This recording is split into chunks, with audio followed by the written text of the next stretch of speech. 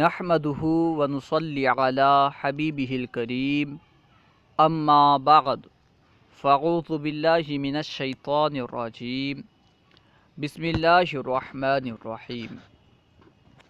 آج ہم انشاءاللہ عز و جل انگریزی زبان سیکھنے کا حکم جانیں گے۔ انگریزی زبان سیکھنا از روئے شرع کیسا؟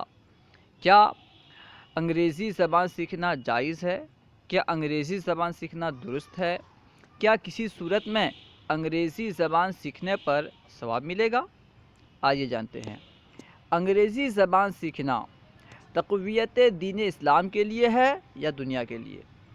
انگریزی زبان اگر کوئی دین اسلام کی تقویت کے لیے سیکھ رہا ہے، کیونکہ بہت سارے ایسے ممالک ہیں جہاں صرف اور صرف انگریزی زبان استعمال کی جاتی ہے، تو اگر انگریزی زبان دین اسلام کی تقویت کے لیے ہو تو باعث ثواب یعنی ثواب ملے گا۔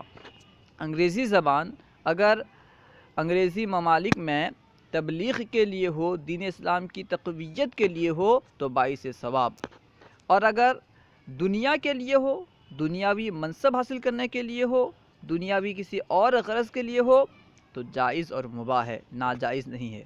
اگرچہ انگریزی زبان دنیا کے لیے سیکھنا جائز ہے، مباح ہے، گناہ نہیں ہے، لیکن اگر ہم اس میں دین اسلام کی تقویت کی نیت کر لیں تو انگریزی زبان سیکھنے کے ساتھ ساتھ ہمیں ثواب بھی ملے گا۔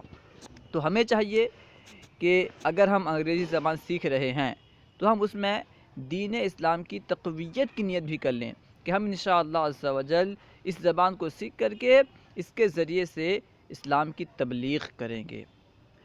السلام علیکم ورحمۃ اللہ وبرکاتہ۔